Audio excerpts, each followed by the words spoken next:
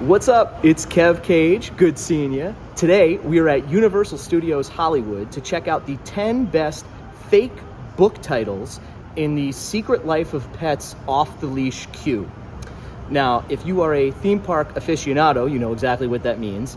In the more likely scenario that you are my friend who are watching this because you feel bad and you are wondering what that is and what that means, great question. And I have the answer for you. The thing that makes a park like Universal or Disney different from your standard amusement park like a Six Flags is the elevated level of detail and attention to everything. Not just the ride itself, but also to the queue, the line that you wait in to get on the attraction. Sometimes those queues are just as interesting or have as much thought put into them. They're so detailed that they can be just as exciting as the actual ride itself. The Secret Life of Pets queue, which we'll take a look at in a minute, is very detailed, incredibly ornate. There's all kinds of neat little things that you can look into, kind of explore while you're waiting online. So we're going to take a look at the 10 best. At least I thought it was going to be 10. I actually have never really looked that closely at this ride to know if there even are 10. I'm sure there is. Maybe it's going to be like 5. I don't know. But we'll take a closer look and yeah, let's have some fun, huh?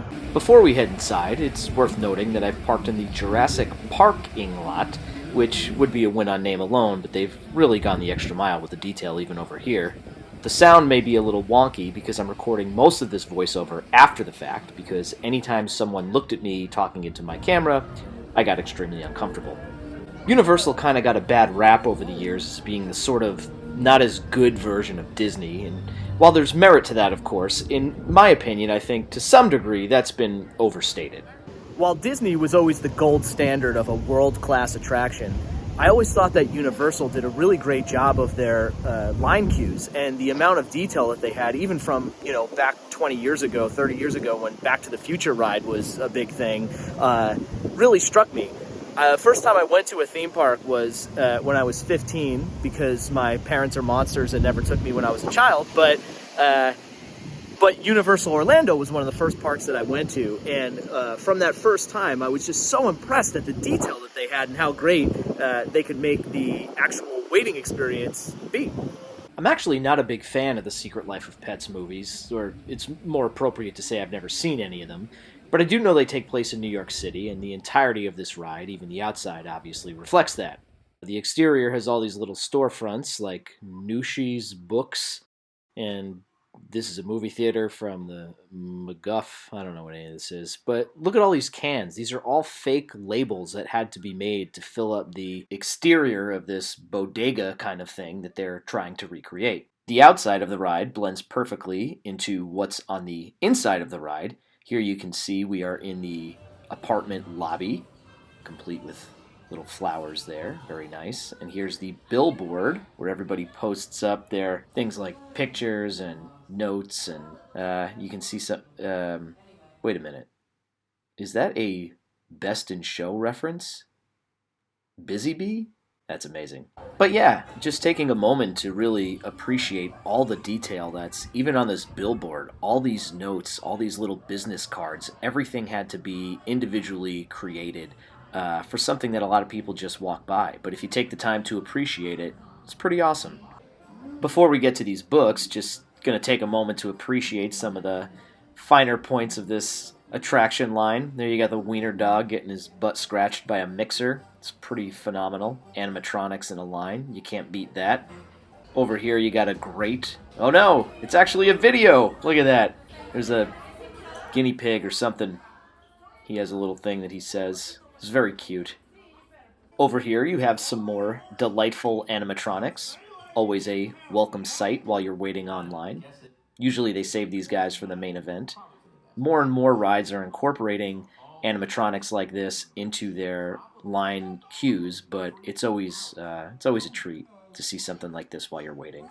I think one of those dogs is voiced by Patton Oswalt. I don't know who the other guy is. I gotta look it up. This is the kind of lazy reporting you can expect from this channel all the time. Here's a video that I took just because I love the word on this curtain. Ploop. So good. But we are here to talk about fake book titles, and we've happened upon our first bookcase. So without further ado... Honorable mention! There are probably more of these than I noticed, but this particular one caught my eye. It has the font of a fake book, but it's otherwise pretty plain. So I googled the name, and wouldn't you know it, Josh Castine came up in LinkedIn as a ride technician at Universal. So thanks Josh and team for an awesome ride. Another one on the gray spine in the middle over there is a little nod to our friends at Disney. So clearly some Nemo fans also had a hand in this. Number 10. Coming in at number 10, and partially because I'm a bald guy, we have A Guide to Growing the Perfect Head of Hair. Great. Number 9. At number 9, we have a delightful little callback to the 80s with Dancing with Myself, a how-to guide. Billy Idol gets theme parks, and apparently, so do they. It's 8.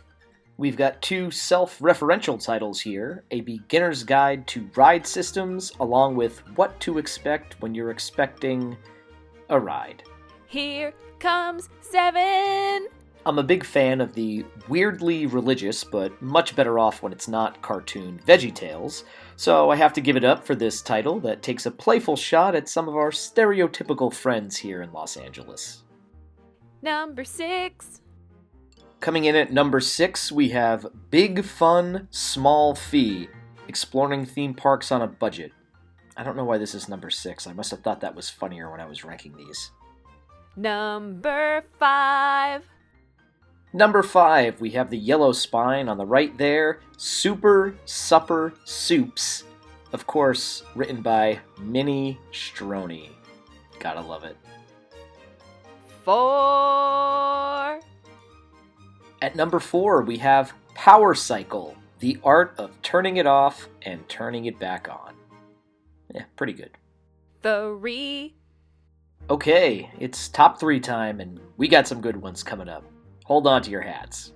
Here we are not looking at the van repair manual right in the center of the frame, but rather the travels of Marco and in parentheses, Polo. Yeah, man, I don't know what I was thinking. That shouldn't be number 3. Number 2. While The Fancy Man Goes to Tea is definitely nothing to sneeze at, I'm more interested in the one on the right, our number 2 selection, The Saddest Sandwich, which makes me laugh every single time I see it. In fact, it's so good, they actually replicated this book elsewhere. 2 times in one thing. What can I say? 1. And finally, the number 1 greatest fake book title in the Secret Life of Pets queue, The Soup Lover's Guide to Canada. What can I say? Soup gets me. At this point, I had reached the end of the queue, and kind of like Mitch Hedberg said about climbing to the top of the slide, once you're there, you've got no choice but to go down. So, visibly gray and very by myself, I, a 42-year-old man, rode the Secret Life of Pets children's ride alone. You know what, though? It's great. Even if I did have to endure a brief ride stoppage, hoping no one would look at me, it's okay, dude. You're not the main character. No one is looking at you. But yeah, the story of the ride is you're a dog, and you go on an adventure, and then you get adopted, just like I did, by this lovely family with 2 moms. Nice work, Universal. And then the other pets throw a party for you. I mean, come on. This is wonderful. Of course, no ride is complete without exiting through the gift shop, where you too can purchase lovely shirts like these before heading back to the one, the only, Jurassic Parking. All right, well, there you have it. I am back in my car at Jurassic Parking because recording these things in public where people can see and hear me is absolutely mortifying. But hopefully you enjoyed this video. This is where people say like subscribe or like, which I believe helps with the algorithm. I totally understand if you feel weird about that. I would too. I got my pass holder magnet, so that's very exciting. So I'm good either way. But if you do want to see more videos like this in the future, why don't you give it a subscribe or something? Sounds cool, right? Until next time, have fun out there. And thanks so much for watching.